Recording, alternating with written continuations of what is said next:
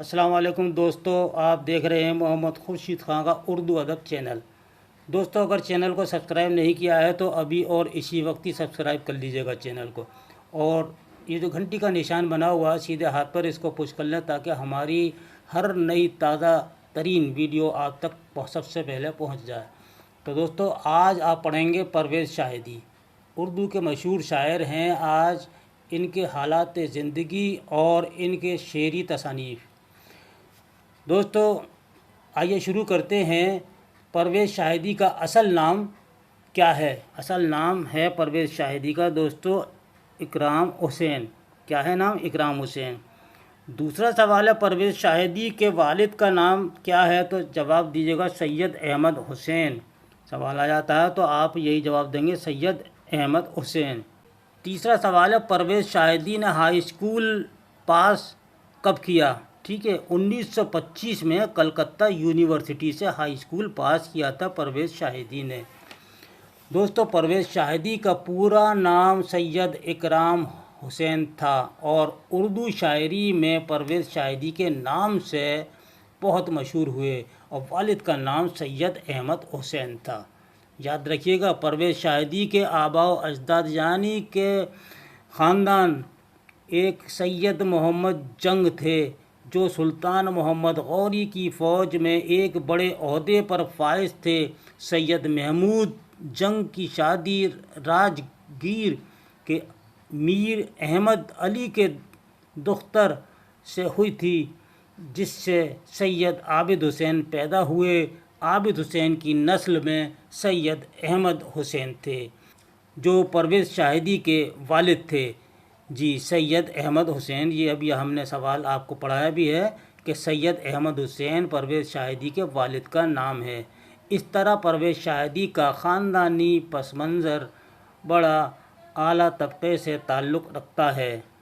परवेज़ शाहिदी की तालीम और तरबियत मजहबी माहौल में हुई और उन्होंने मदरसा निज़ामिया में अरबी, फ़ारसी और उर्दू की तालीम हासिल की। सूफियाना माहौल की वजह से गालिब गुमान ये है कि परवेज़ ने किसी बुज़ुर्ग से बैत भी कर ली थी। चौथा सवाल है, परवेज़ ने बीए पास कब किया?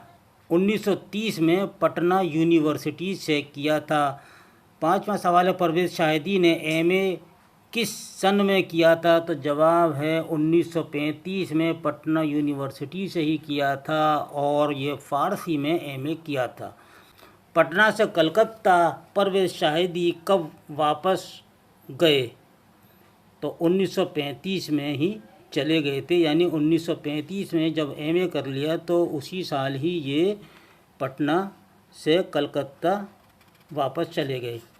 परवेज़ शाहिदी कलकत्ता में उर्दू के लेक्चरर कब मुकर्रर हुए? तो 1947 में हुए। जैसा कि अभी मैंने आपको पढ़ाया है कि परवेज़ ने 1925 में कोलकाता यूनिवर्सिटी से हाई स्कूल पास किया। इसके बाद वो पटना चले आए और पटना यूनिवर्सिटी से 1930 में ऑनर्स किया, यानी बीए किया। 1934 में उर्दू में एमए किया और 1935 में फ़ारसी में एमए किया, यानी डबल एमए किया। इसी साल कोलकाता वापस लौट गए और इस्लामिया स्कूल में मुदर्रिस हुए। फिर चंद दिनों के लिए इंस्पेक्टर ऑफ स्कूल भी आप बने और आखिरकार 1947 में सुरेंद्र नाथ कॉलेज कोलकाता में उर्दू के लेक्चरर हुए। अगला सवाल है, परवेज़ शाहिदी कलकत्ता में उर्दू के लेक्चरर किस कॉलेज में मुकर्रर हुए? अभी मैंने आपको बताया कि सुरेंद्र नाथ कॉलेज में। नवा सवाल है, परवेज़ शाहिदी सुरेंद्र नाथ कॉलेज के बाद कलकत्ता यूनिवर्सिटी से कब वाबस्ता हुए? तो 1958 में। 10वां सवाल है, परवेज़ शाहिदी ने पहला शेर अपनी किस उम्र में कहा था? तो 8 साल की उम्र में उन्होंने सबसे पहला शेर कहा था। यहीं से ही उनको शेर व शायरी का शौक़ लगा था। परवेज़ शाहिदी का इब्तदाई तखल्लुस कौन सा था? यानी परवेज़ शाहिदी शुरू में अपना कौन सा तखल्लुस रखते थे? तो इकराम रखते थे। ये याद रखने वाली है, इकराम रखते थे। परवेज़ शाहिदी का इंतकाल कब हुआ? तो जवाब आपका होगा 5 मई 1968 को इंतकाल हुआ। جیسا کہ میں نے ابھی آپ کو بتایا کہ 1958 میں پرویز شاہدی شعبہ اردو کولکتہ یونیورسٹی سے وابستہ ہو گئے۔ قیام کولکتہ کے دوران ہی پرویز شاہدی کی شادی اعلیٰ تعلیم یافتہ فضیلت النساء بیگم سے ہوئی۔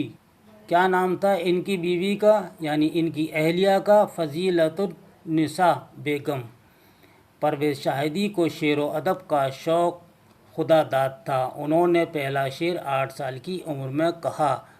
13واں سوال ہے، پرویز شاہدی کے کتنے شعری مجموعے شائع ہو چکے ہیں؟ تو جواب دیجیے گا 2 مجموعے شائع ہوئے ہیں۔ رقص حیات اور تسلیس حیات کس کے شعری مجموعے ہیں؟ تو جواب دیجیے گا پرویز شاہدی کے۔ پرویز شاہدی کی مشہور نظم کون سی ہے؟ تو جواب ہے آپ کا ہم نوجوان ہیں۔ یہ ان کی بہت مشہور نظم ہے۔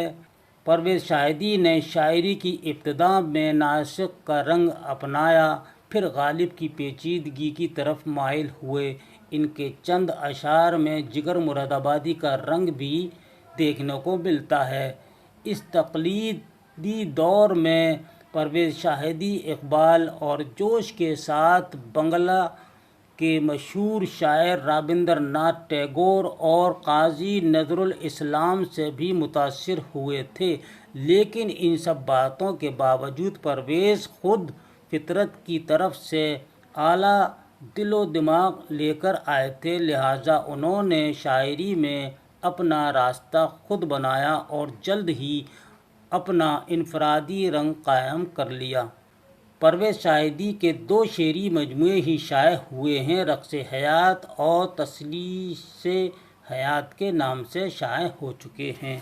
دوستو، یہ تھا ہمارا آج کا ویڈیو پرویز شاہدی پر۔ یہ ویڈیو آپ کو کیسا لگا؟